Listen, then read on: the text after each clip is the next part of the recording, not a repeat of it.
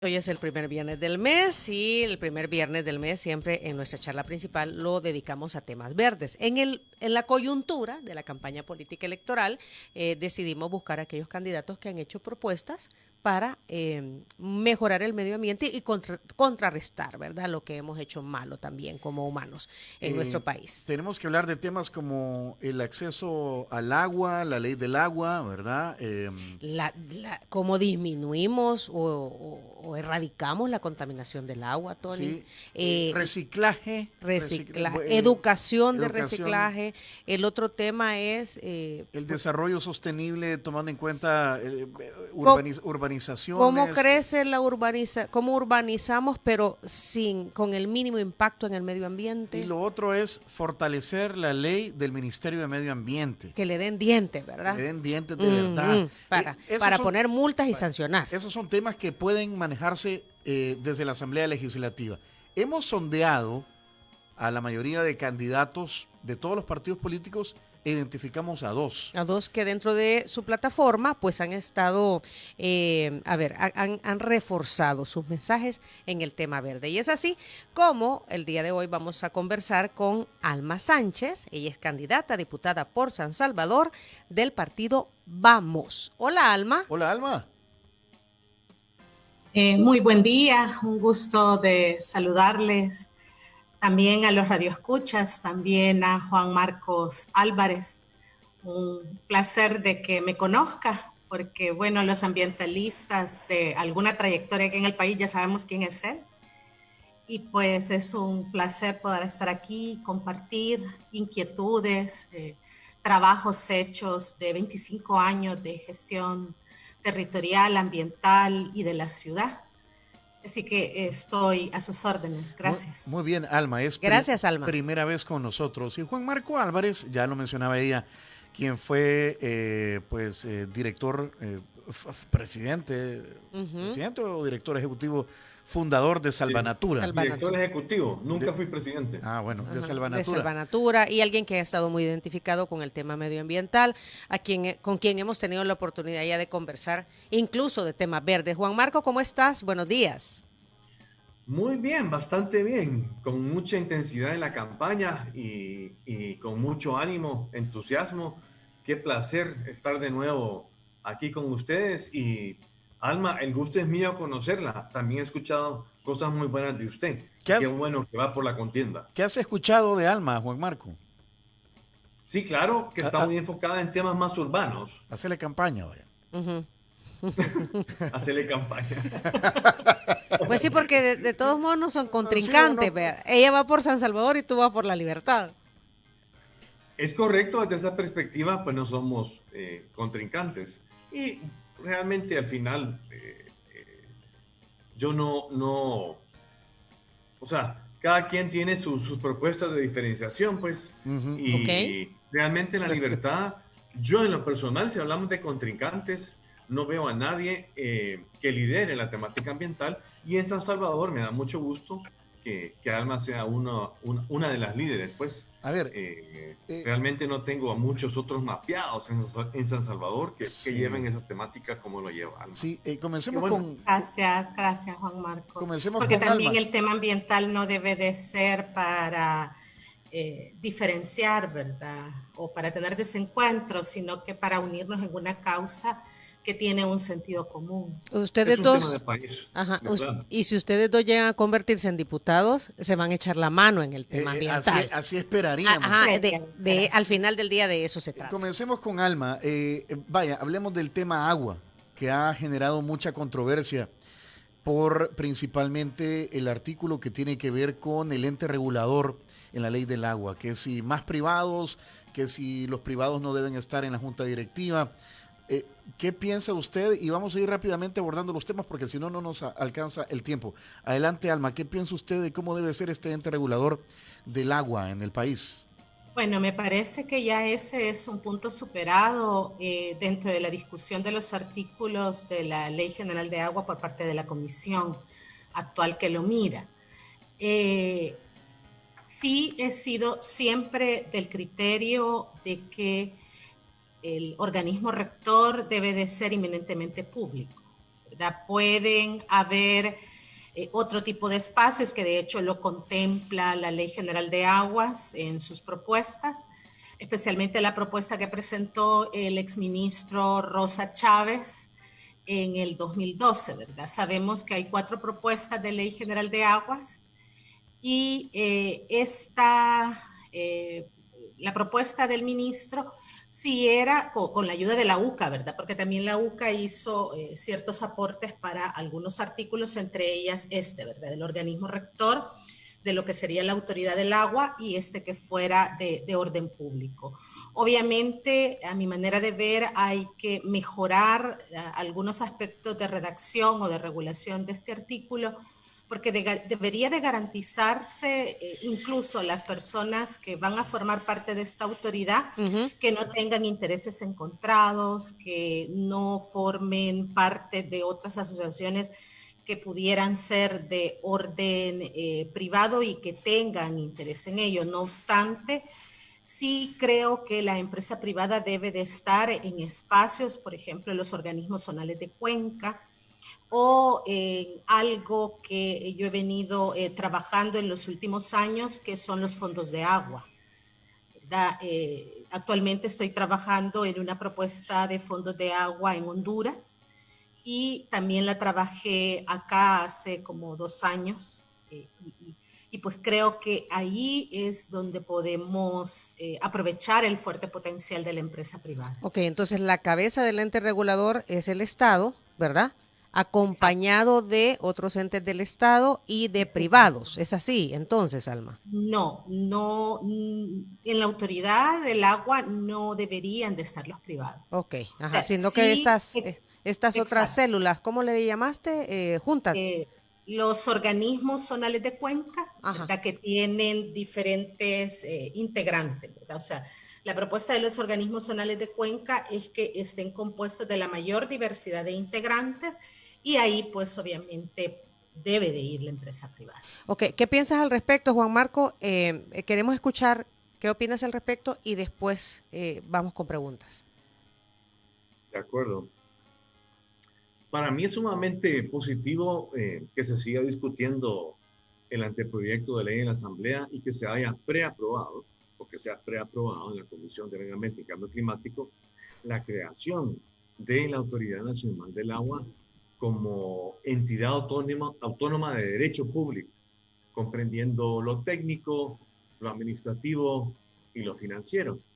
Y según el artículo que se aprobó, la entidad será la instancia superior deliberativa, rectora y normativa en materia de los recursos hídricos. Para mí eso es clave porque la principal causa de los desafíos que hemos tenido en cuanto al agua ha sido la débil gobernabilidad del agua que ha existido en el país. Entonces, este problema se ha podido observar claramente en todos los proveedores del servicio del agua potable y saneamiento. Y esto incluye a Landa, por supuesto. No es posible que en un país con alto estrés hídrico la infraestructura de distribución de agua potable de Landa tenga casi 70% de fugas de agua. Inconcebible. Ahí la urgencia de aprobar entonces una buena ley. Por otro lado, ya vamos a hablar del tema de qué pienso de lo privado, dentro o fuera de la Autoridad Nacional del Agua. La reciente propuesta de reforma a la Constitución, donde se reconoce al agua y al saneamiento como un derecho humano, sí representa un gran logro. Y ojalá podamos en la próxima Asamblea ratificar eso. Pero claramente es insuficiente. Sin una buena ley marco para el recurso hídrico, más allá de lo que es la Autoridad Nacional, y sin inversión sostenida del gobierno en cuanto a llevar agua potable y saneamiento a todos los lugares del país, todo esto es simple retórica realmente. Lo de los fondos de agua que habló Alma, perdón, es bien importante porque eso puede ser el brazo como financiero o de soporte a una ley marco como la que estamos hablando en este momento, porque al final la creación de fondos de agua, yo ya he escrito artículos de opinión en mi columna en la prensa gráfica sobre los fondos de agua. Invertir en el recurso hídrico se llama el artículo. Y al final conozco la experiencia de Guatemala, que es muy buena, y la experiencia de Ecuador. Los fondos de agua al final pueden ser alianzas público-privadas que mejoren las condiciones de una cuenca hidrográfica para que todos los actores puedan tener el recurso hídrico de una forma sostenible en el tiempo. No quiero entrar a muchos detalles sobre lo que son los fondos de agua, pero sí, una de mis propuestas es precisamente una ley que garantice la seguridad hídrica complementaria a esta Ley General del Agua. Y en cuanto a la autoridad del agua, pues ya está aprobada de una forma donde el sector privado no tiene participación. Juan Marco, ¿qué es, en breve, qué es seguridad hídrica? Seguridad hídrica es la disponibilidad que se tiene per cápita para los habitantes del país. La disponibilidad, lo que se tiene del agua para la población. Estamos con alto estrés hídrico como país, por consiguiente somos un país con inseguridad hídrica. ¿Por qué? Porque no alcanza para todos. Estamos bajo el umbral de los 1.700 metros cúbicos por cabeza, que es lo definido como el límite aceptable. O sea, tenemos que invertir en restauración para mejorar las condiciones del agua ante las proyecciones de crecimiento poblacional. ¿Me explico? Ok, sí, que todos y cada uno tengamos garantizado tener agua. Eso es lo que dices. Diana, adelante. Yo quisiera agregar algo más a lo dicho por Juan Marco. La seguridad hídrica o la gestión integrada del recurso hídrico que tiene que llevar como mira esa seguridad debe también considerar los ecosistemas. O sea, el agua también tiene que haber agua disponible para los ecosistemas. Agua para que puedan existir los bosques salados, por ejemplo. Estamos en la semana donde hemos celebrado el Día Mundial de los Manglares. De los humedales, ¿verdad? De los humedales, perdón. Bueno, los manglares son parte. Cierta forma de humedal. Y generan un servicio ecosistémico vital sumamente importante para vivir todos, porque ahí comienza la cadena de vida, lo que los biólogos y ecólogos llaman la cadena trófica, ¿verdad? Así que también tiene que haber agua para estas entidades, agua para riego, ¿verdad? Entonces, cuando hablamos de seguridad hídrica es poder garantizar el agua para diferentes usos, para los medios de vida de las personas, pero también para que las entidades vegetales, los biomas o los ecosistemas, que son esos lugares en el territorio con presencia o que deberían de tener presencia de vida, animal, vegetal, etcétera, para que ellos también puedan vivir, ¿verdad? No es solamente un enfoque antropocéntrico, ¿verdad? Es decir, girado solo con visión del hombre, alrededor del hombre, sino que también los seres sintientes tienen derecho a existir y a vivir a partir del agua. Exacto, los bosques de las áreas verdes necesitan el agua para sobrevivir. Yo quiero complementar lo de Alma, porque al final ese es el principal desafío para manejar el agua. O sea, asegurar que las personas, los cultivos, o sea, la parte agrícola, los ecosistemas a lo que se refería Alma y la industria tengan disponibilidad suficiente de agua. O sea, tenemos un severo problema asociado a la disponibilidad del agua y no queremos reconocerlo. Por lo menos los gobiernos de turno no han querido reconocerlo, porque ¿cómo es posible que el plan estratégico del ANDA sea continuar abriendo pozos para abastecer a gente que no tiene agua? Sí. Esa no es la solución. Nos vamos a acabar los acuíferos. Si no invertimos en restauración del territorio, en reinfiltración de esos mantos acuíferos mismos y en cosechar aguas lluvias, entre otras oportunidades, incluyendo temas como el fondo de agua. Pero es importante reconocer que El Salvador está tan, pero tan degradado que no puede regular e infiltrar aguas lluvias de manera adecuada. Por eso tenemos que invertir en restauración con el agua, porque también se nos viene el cambio climático, ¿verdad? Y esta ley tiene que tener la ecuación del cambio climático y el enfoque de cuenca dentro de la misma, si verdaderamente queremos apostarle a una ley exitosa. pero ya me extendí un poquito. Sí, es que yo quiero hacer todo muy bonito. Ese es como el deber ser, lo que a lo que deberíamos aspirar. Pero yo quisiera preguntarle a ambos si realmente ya está zanjado el tema del ente regulador y pues la próxima legislatura, en caso de ustedes llegar, debe ratificar el derecho al agua en la Constitución.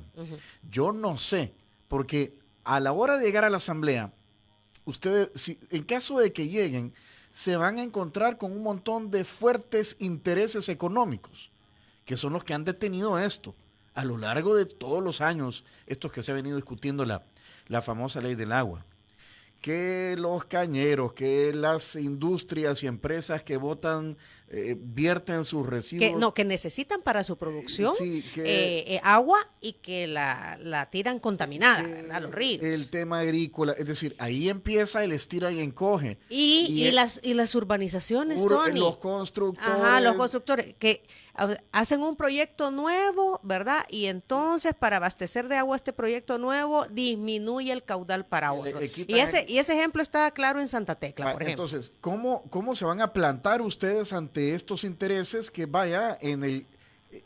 pensando de buena fe, tienen que ver con el desarrollo, pero hay algunos que no han actuado así a lo largo de los años? A ver. Bueno, entiendo la pregunta y sé que es un reto para cualquiera que abandere el tema ambiental, el tema territorial o de la ciudad también en un organismo de poder como es la Asamblea Legislativa. También es de reconocer que, tal como Juan Marcos lo dijo en su momento, no veo yo tampoco otras personas, otros candidatos que estén abordando seriamente, con compromiso y con conocimiento estos temas. Entonces, ¿qué es lo que nos tocaría en caso de llegar? Primero, lo que siempre nos ha tocado, yo creo que Juan Marcos no me negará la razón en el sentido de que toca evangelizar, porque no podemos defender lo que no amamos ni amar lo que no conocemos. Entonces toca empezar un trabajo de evangelización en el sentido de hacer ver en los otros compañeros diputados, la importancia de este tema. Yo he podido más o menos escanear quienes integran las comisiones que tienen que ver con el medio ambiente, como la Comisión de Medio Ambiente y Cambio Climático, Agricultura, asuntos municipales donde se miran los aspectos de ordenamiento territorial. Y contados con los dedos de esta mano, y me sobran aquellos que he visto realmente comprometidos con conocimiento y no con un interés eminentemente político. O económico. Económico, exacto, político partidario o económico. Esto nos mueve o nos llama a hacer una gestión ambiental legislativa, pero también con conocimiento de la población. También es necesario que este tipo de gestiones lleguen a través de los medios, y ahora tenemos las redes sociales, que lo conozcan la población, porque la población lucha también y hace presión, y esta debe de ser fundamentada. Entiendo también que en esos organismos de poder, concretamente la Asamblea Legislativa, hay presión de intereses económicos. Pero hemos llegado a un punto del estrés hídrico en El Salvador, o hacemos gestión común, gestión integral del recurso hídrico, o sencillamente nos vamos a volver la Siria centroamericana. Esto es una cuestión de vida. Yo no creo que los inversionistas y los empresarios quieran quedarse sin agua o quieran enfrentar las demandas sociales que pueden venir de una mala gestión del recurso. O sencillamente nos volvemos reconocedores del derecho hídrico del otro, respetando la prioridad en el uso del recurso, que prioriza el consumo humano, y luego viene para el sector de la alimentación, ¿verdad? El sector primario de la economía, el sector agrícola, y luego baja a los diferentes sectores, o sencillamente nos vamos a hundir en este barco y nos vamos a convertir en migrantes ambientales. Si esto no lo reconoce el sector privado, pero tampoco no lo reconocemos la población salvadoreña, entonces estamos destinados a padecer, no sé si la muerte a pausas o no sé cómo llamarle, pero esto es importante. Y los diputados no pueden poner la espalda a esta necesidad. Quedémonos ahí. Entonces toca hacer, como dije, una labor de concienciación, pero sobre todo con mucho amor. Adelante, amor Juan Marco. al otro, amor a los seres sintientes, amor a los ecosistemas. Yo creo, obviamente comparto lo que dice Alma, pero aquí también hay algo que no hemos dimensionado todavía. Yo hablé que la ley de cambio, la ley, el anteproyecto del agua debería tener dos enfoques, el de cuenca, que es de rigor, y la ecuación de cambio climático, el enfoque de cambio climático. ¿Por qué? Porque este elemento va a venir a exacerbar la problemática sin lugar a dudas. Lamentablemente no estamos preparados para esta nueva realidad, ya la vivimos el año pasado, y pueden venir también años diferentes, o sea, con sequías severas. Todos nuestros planes y obras están diseñados para el clima del pasado y no para el clima del futuro, lamentablemente. Por consiguiente, una adaptación ante el cambio climático exitosa requerirá de una transformación fundamental en cuanto a la gestión del agua. Y eso yo no lo veo claro todavía en la ley del agua. Tiene que estar reflejado en la ley que se discute en estos momentos en la Asamblea. Una hoja de ruta, dices tú, Juan Marco. Debe de estar clara una hoja de ruta de todo lo que hay que hacer ante el cambio climático. Correcto, pero ya lo hemos hablado un poquito, solo lo voy a reiterar. En esta discusión ahorita, tenemos que potenciar el papel de la naturaleza y ampliar la infraestructura que provee agua. O sea, los mantos acuíferos, los ríos, los humedales. La inversión en restaurar cuencas debe ser prioridad nacional.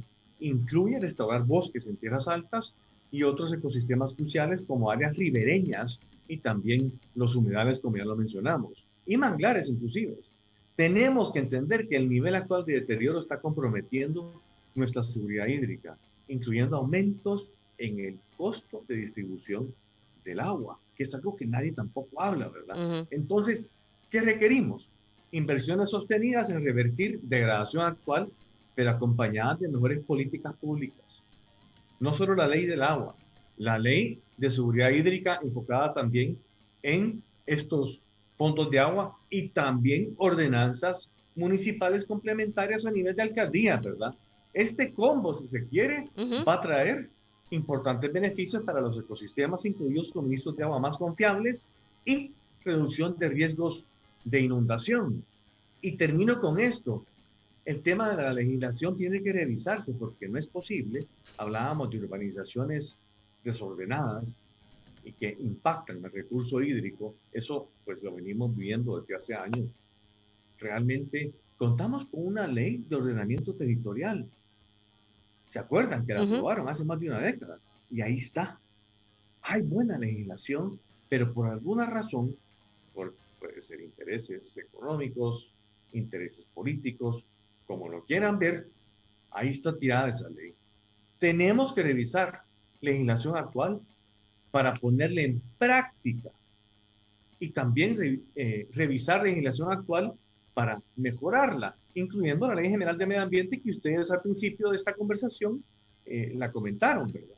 Pero ya vamos a llegar a eso. Pero quería terminar con esto porque sí, el desorden tiene, valga la redundancia, tiene que ordenarse porque no podemos, con un país con alto estrés hídrico, pensar en desarrollo futuro y empleo futuro, particularmente industria dependiente del agua, en un país con alto estrés hídrico. Y Oriente, como ustedes saben, está peor en términos de capacidad de infiltración y de restauración natural del agua. Entonces, desarrollar Oriente va a ser difícil con el crecimiento poblacional que se proyecta y potenciales inversiones también que se proyecten. Imposible, imposible. Vamos a estar sufriendo en menos de una década si no invertimos en restauración, estos negocios o estas inversiones o estas poblaciones. Son las 8:33. Sí estamos llegando a un nivel verdaderamente crítico. Hay que abrir los ojos y hay que seguir evangelizando, pero la evangelización no es suficiente, como dice Alma. Tenemos que meterle a una ley posiblemente de educación ambiental, que es algo también que he estado platicando con varios en la democracia cristiana. Juan Marco, en fin, hay mucho que hacer y poco tiempo para actuar. Estás hablando de nuevas leyes y esto nos lleva, para pasar del agua, al tema de la ley de medio ambiente. Siempre que conversamos, Juan Marco y Alma, con ambientalistas o cuando aparecen casos de depredación, dicen que le quitaron los dientes a la ley de medio ambiente, los pocos dientes que tenía desde el principio la ley que da vida al Ministerio de Medio Ambiente y que lo rige, y que hay muchas atribuciones que deberían de ser de medio ambiente que las tiene el Ministerio de Agricultura, en cuanto a sanciones, en cuanto a... O que tienen, o el camino a seguir es poner la denuncia y los juzgados ambientales son los que determinan si hay o no dolo, ¿verdad?, en estas actuaciones. Ajá, o sea, cuando hemos conversado con los ministros o exministros de Medio Ambiente... Todos se quejan de que no tengo dientes y tiene que ser el Ministerio de Agricultura y ahí no pasa nada. O que el ministerio les dé el permiso. Sí. Eso es otro de los factores. ¿Qué hay que hacer en cuanto a la ley? Porque ya está ahí el Ministerio de Medio Ambiente. ¿Qué artículos hay que tocar? ¿Qué cosas hay que cambiar? Bueno, en cuanto a la ley de medio ambiente, eso de que se le quitaron los dientes es bastante cierto. Cuando se declaró inconstitucional el artículo que tenía que ver con las sanciones, en el sentido de la sanción económica equivalente a cierto rango de salarios mínimos vigentes para cierto sector. La Sala de lo Constitucional, lamentablemente, en esa resolución no ordenó que la Asamblea Legislativa supliera esa falencia que ellos habían encontrado. Yo tengo mi punto de discusión, no estoy totalmente de acuerdo con la resolución de la Sala, porque ya en otras ocasiones incluso esa misma sala, que fue la sala de los Cuatro Fantásticos, la sala anterior de lo constitucional, incluso había puesto plazos para poder suplir esa deficiencia, y en este caso la resolución no se lo apuntaló a la Asamblea Legislativa. Eso es cierto. Ahora, en cuanto al tema de las competencias, la práctica nos ha ido enseñando qué áreas son las áreas de competencia del Ministerio de Agricultura y qué áreas son las áreas de competencia del Ministerio de Medio Ambiente. Cuando ha habido, digamos, alguna colisión o algún choque en cuanto a quién es el organismo rector, el derecho franquea herramientas para poder dilucidar qué son las competencias de manera, o quiénes son los competentes y qué es lo que hay que hacer de manera que esto produzca efectos positivos. Ese debe de ser la interpretación. Ahora, los juzgados de lo ambiental hay que entender que son juzgados de orden administrativo. Trabajan, sí es cierto, la temática ambiental, pero a partir de la ley de procedimientos civiles y mercantiles, porque lo que ellos miran es el daño ambiental. Un juzgado de lo ambiental no va a ver dolo. El dolo es una institución de orden penal. Quien trabaja el tema del dolo son los juzgados de lo penal a través de la acción que ejerce la Fiscalía General de la República por los fiscales de medio ambiente en la investigación, persecución y obviamente con los juzgados, el juzgamiento de los delitos ambientales. Ahora, ¿qué sucede? Y esto es algo que igual yo lo he trabajado, lo he vivido con mis hijos. Ayer lo platicábamos con un concejal que va de candidato al CNJ y que también está apostándole a su candidatura ambiental. Y es necesario que el sector de los abogados seamos reforzados en temas ambientales, en temas territoriales y en temas de derecho urbanístico, porque la parte urbanística va de la mano con la afectación o con la defensa de estas entidades de vida, ¿verdad? Que son y que es a partir del ordenamiento territorial y otro tipo de ordenamiento que es el ordenamiento forestal, que son hermanos gemelos del ordenamiento territorial, pero que va en otra ley que también, es que cuando hablamos de esto empezamos a ver pequeños elementos, ya Juan Marcos lo refería también, y eso significa hacer cirugías estratégicas. Hay vacíos entonces, Alma, es lo que tú nos dices. En varias, o sea, cuando tú hablas de la ley de medio ambiente, no solo hay que enfocarse en la ley de medio ambiente, también hay que ver la ley de ordenamiento territorial, el decreto 644, pero también hay que ver la ley forestal. Entonces, si vas a hacer cirugía en una ley, aunque las comisiones legislativas sean diferentes, habría que hacer cirugía en otra y cirugía en otra, para que platiquen entre sí. Eso es parte del problema. Tenemos un ecosistema legal que a veces no platica, y eso es parte del reto. Eso es y cuando la gente dice, ¿verdad? Pero es que hay competencias diferentes. Sí hay competencias diferentes, pero si la normativa platicara, entonces, ese es parte del reto, del trabajo que entiendo yo deberíamos de llevar los diputados o los candidatos a diputados, o si llegamos los diputados, que tengamos este trabajo ambiental. Imagínate qué complicado, Alma, todo lo que he dicho en un momentito, y mientras tanto siguen talando árboles. Porque mientras todas estas leyes se ponen de acuerdo, que hasta aquí llegas tú, que te has metido en mi territorio, que no, o sea, mientras todo eso conjuga y trabaja en granado, ahí siguen talando árboles. Fíjense que El Salvador es uno de los pocos países que maneja el tema forestal en agricultura y ganadería. Desde mis años en Salvanatura, de 1990 en adelante, quisimos trasladar el servicio forestal al Ministerio del Ambiente.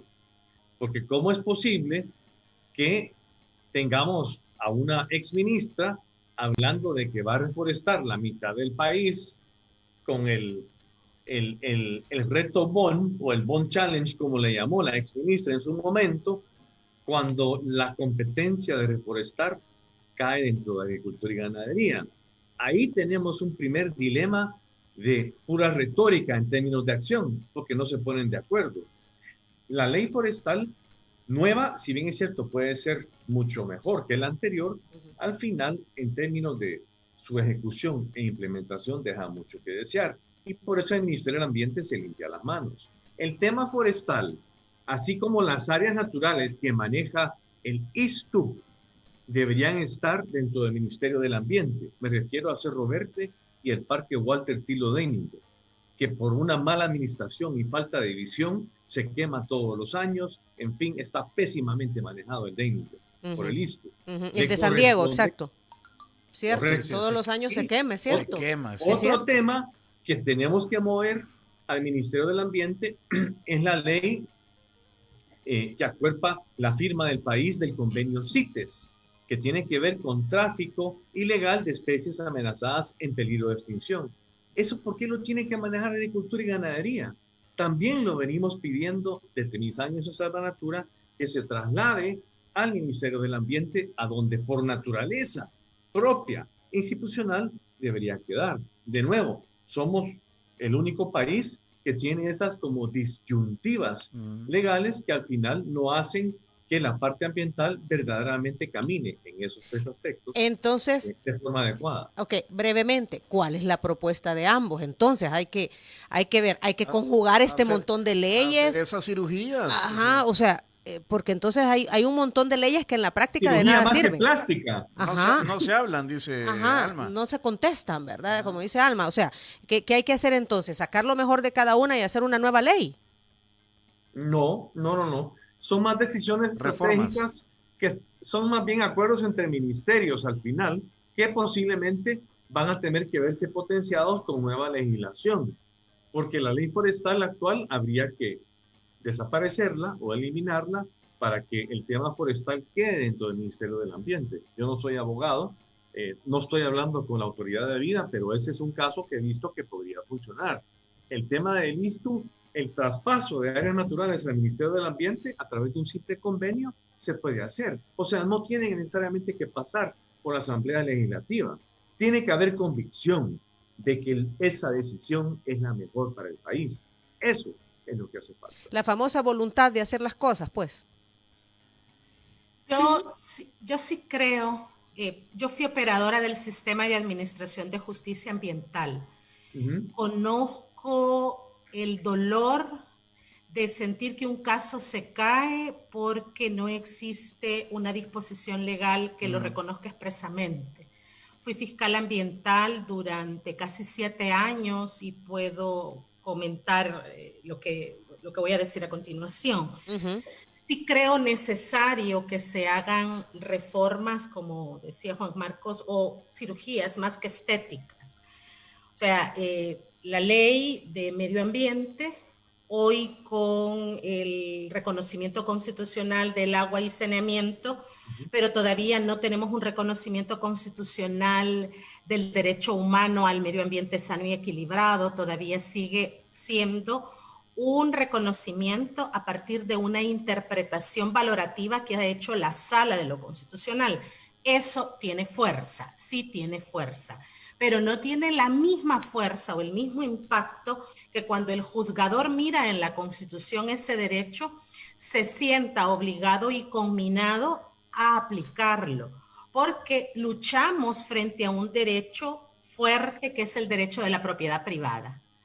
Cuando en los juzgados se debate, y estoy hablando de allá, de la aplicación de la ley de los de a pie, del rindebox de los de a pie, de eso estoy hablando, donde se produce en realidad la aplicación del derecho. Entonces, cuando existe una colisión entre el derecho de la propiedad privada y el derecho al medio ambiente sano y equilibrado, que es a través de una interpretación de la Sala de lo Constitucional, y estos derechos chocan, el derecho al medio ambiente cae porque cae por la falta de formalidad legal, el derecho es de formalidades, y la producción formal se produce en la Asamblea Legislativa. Entonces, sí, al menos en mi propuesta de plataforma, sí hablo de cirugías. Por ejemplo, la de la ley de medio ambiente, igual la de la ley forestal, de esta nueva ley forestal que es más amable en términos ambientales, porque la que tenemos ahorita... No es tan nueva, la verdad, la ley forestal, pero ahí está. No, bueno, la que se está discutiendo en la Asamblea, hablo yo, que la que tiene 3, 4 años de haberse metido.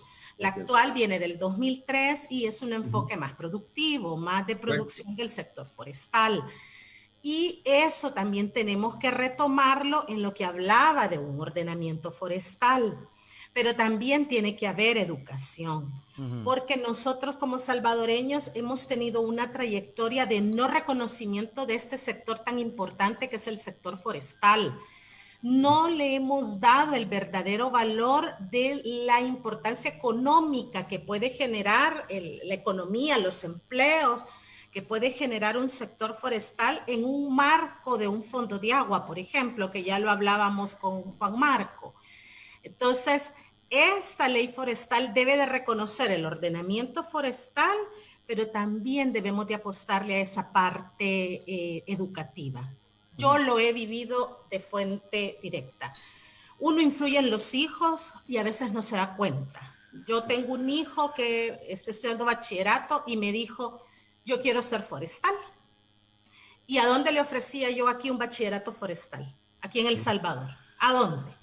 Y si yo quería satisfacer ese ímpetu de mi hijo de dedicarse al área ambiental, de que no se me vaya por otra área, de seguir o continuar esta lucha por los seres de vida, al final tuvimos que decidir o si lo enviábamos a Honduras o si lo enviábamos a Guatemala, a la ENCA, la Escuela Nacional Central de Agricultura.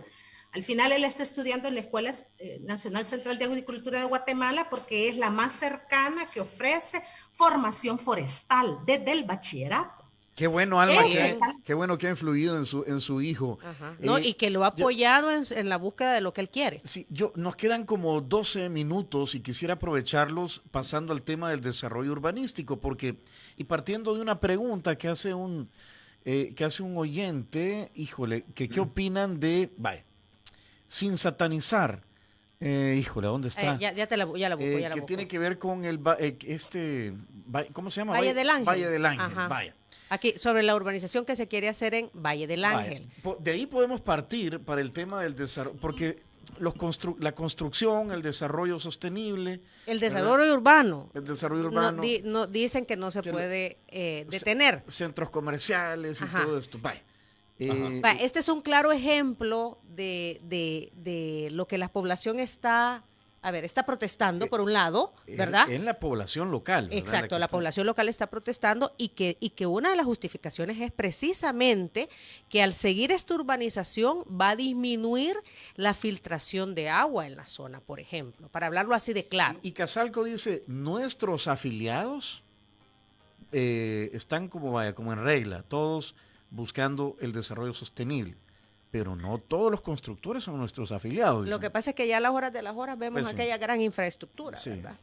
Sí, yo quiero comentar un poquito sobre ese tema en general, porque al final el proyecto ha sido como manejado de una forma un poco participativa, digamos. No solo por el proceso de la autorización del permiso ambiental, que ese es un vacío. Yo creo que Alma coincide conmigo. El tema de que simplemente se publica para consulta pública en un periódico de mayor circulación por 10 días y en ese proceso se obtienen las consultas. ¿Qué pasa si las comunidades verdaderamente afectadas no tienen acceso a ese periódico donde se publicó ese proyecto para comentarios que el Ministerio del Ambiente pueda tomar en cuenta a la hora de decidir otorgar ese permiso ambiental? Ese es un gran vacío que tenemos que corregir. Parte de la cirugía, digamos, en este caso en la Ley General de Medio Ambiente. Pero definitivamente un proyecto de esa envergadura tiene que tener una socialización liderada por el mismo Ministerio del Ambiente mucho más agresiva o ambiciosa que otros tipos de proyectos, precisamente por el impacto ambiental que se espera del mismo proyecto, ¿verdad? Otra cosa que me preocupa es que el ministro haya dicho que el estudio de impacto ambiental de ese proyecto en Valle del Ángel esté reservado. ¿Y por qué? ¿Y por qué? Pues, entonces, ¿a quién se proyecto, protege? Pues? Con esto termino. Más allá de ese proyecto en sí, a mí me preocupa la discrecionalidad en el Ministerio del Ambiente para aprobar proyectos X, Y, Z. Eso me preocupa mucho. Pero bueno, ese es otro tema. Ok, Alma, ¿tu punto de vista sobre este proyecto? Sí, es un proyecto que tiene muchas aristas. La ambiental es una y la urbanística es otra. Este proyecto se desarrolló bajo un plan parcial, el plan parcial El Ángel, que nace en el 2005, pero en el 2015 se hace la última reforma que habilita el desarrollo de este megaproyecto, ¿verdad? Porque es una cosa grandota. Esta reforma del 2015 que hace el Consejo Municipal de Apopa en ese momento no somete a la consulta pública que establece la Ley de Ordenamiento Territorial, que dice que son 2 consultas públicas con cierto rango de tiempo bastante amplio entre la primera y la segunda, donde deben de convocarse a las poblaciones alrededores, a la empresa privada, incluso dice que tiene que llamarse hasta la academia, para que esa reforma a este instrumento director, que en este caso era el plan parcial, pues tuviera todos los aportes, sobre todo en un área donde hay afloramiento, hay alumbramiento hídrico ahí. También las ZAUs, las zonificaciones ambientales de uso de suelo, lo identifica como una zona de valor hídrico, unas de mediano, bajo valor hídricos y otras que tienen más valor hídrico. Eso hace que uno se preocupe cuando, pues, lo que mencionaba Juan Marcos, lo declaren reservado, pero reservado ¿por qué? Si la cuestión hubiera sido tan grande, o sea, de tanta envergadura, ¿por qué no le hicieron la consulta pública del artículo 25, literal B de la Ley de Medio Ambiente? ¿Por qué no llamaron a la población tipo cabildo abierto y le explicaron los aspectos, impactos ambientales de la actividad obra proyecto? Alma, entonces el proceso está viciado. Sí, está viciado y ya lo dijo la Cámara de lo Ambiental. La Cámara de lo Ambiental ya conoció el caso y dio una resolución donde manifiesta de que se han tomado decisiones sin la suficiente información. Entonces, eso, pero ¿qué es lo que sucede? Hemos retrocedido, aquí hay que decir la verdad. Sí. O sea, yo sé que el tema ambiental tampoco ha sido la perita en dulce ni de la anterior gobernabilidad ni de la anterior de Arena. Pero hay que reconocer que en estos años y medio de gobernabilidad, en términos ambientales, sobre todo de la consulta, hemos retrocedido. Yo he hecho un cálculo de que hemos retrocedido casi 10 años. Y en transparencia. Esto es preocupante. Sí. Nos quedan pocos minutos. Un comentario que me parece muy válido de la cuenta de nuestro amigo del Salvador Burden Tour Guide.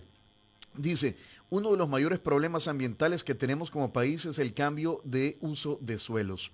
Suelos que eran bosques secundarios son convertidos en residenciales o complejos industriales. Cada día perdemos hectáreas de bosques sin un aparente control. ¿Y qué proponen? Vamos a dejarlo pendiente, no sé qué vaya a suceder con ustedes, solo tengo una pregunta. ¿Cuándo entraba en vigencia la ley, el nombre es bien largo, pero la ley de reciclaje? Es la ley de manejo integral de desechos sólidos y fomento al reciclaje. Yo no sé si por el tema de la pandemia. Se aprobó hace un año. Sí, ya se aprobó hace un año y había que hacer el reglamento. Hay que hacer el reglamento y yo creo que estaba para diciembre del año pasado, si no mal recuerdo. ¿Qué ha pasado con esto y qué proponen? Bueno, realmente hay que revisarla para activarla. Al final hay que activarla porque el año pasado todo se vino para abajo por temas de encierro, ya sabemos. Pero sí es una ley muy importante porque al final puede potenciar, además de que obliga también al consumidor final, al usuario, a separar la basura, fomenta la inversión a socios públicos privados en temas de recolección, separación y hasta reciclaje de insumos que no solo son plástico, ¿verdad? Entonces, es una oportunidad para verdaderamente invertir en infraestructura que hace falta y al final evitar los malos manejos de muchas municipalidades que no cumplen la ley, porque por mandato de ley ellos tienen que recolectar y tratar la basura. Yo lo veo como una oportunidad, pero sí hay que activarla y hay que sentarse con la industria, los sectores interesados, también porque los obliga a hacerse cargo de sus mismos productos al final del uso por el usuario final o por el consumidor final. Es una ley interesante, no es perfecta, pero es muy buena porque al final tiene incentivos y obliga también a todos los actores a hacerse cargo de sus desechos. Lo que pasa es que, a ver, esta ley, de acuerdo a lo que hemos entrevistado, Juan Marco y Alma, lleva como líderes de alguna manera a los alcaldes a las municipalidades, porque las municipalidades tienen que migrar a que su población entregue los residuos separados, ¿ya? Y yo hasta el momento, Tony, no he escuchado. No, eso no se ha visto. Eso no se ha visto todavía. Por eso digo. Entonces, yo hasta el momento deberíamos de estar escuchando ya de quienes quieren convertirse en alcaldes, por ejemplo, propuestas de trabajo en esta área. No he escuchado nada. Que le den el FODES ahorita que la Corte lo aprobó y que empiecen a trabajar porque ya van a tener dinero, ojalá. Sí, a ver, Alma. Y Alma, ¿qué piensas de esto? Dentro de mi propuesta hablo de una ley reguladora de los plásticos de un solo uso, siempre relacionado al tema de los residuos. Los plásticos de un solo uso son un problema no solo a nivel del gobierno central, a nivel de los gobiernos locales. Basta con ir a los ríos como para ver cuánto plástico hay en sus cauces. muchos municipios tienen necesidad de tener fondos para poder hacer las famosas riobardas, sobre todo los municipios que están en el corredor costero marino, ¿verdad? Al final del territorio, ya colindando con el mar. Esta regulación podría generar un fondo común que permita a los municipios poder tener recursos, por ejemplo, para instalar riobardas, para tener programas de descontaminación o de recuperación de esos plásticos. Pero hay algo importante: no podemos seguir hablando de manejo del residuo, separación desde el origen o regulación de los plásticos de un solo uso si no reducimos. Es increíble cómo en un año de la pandemia hemos incrementado los usos de los desechables, de los plásticos, de todo lo ha sido un abuso.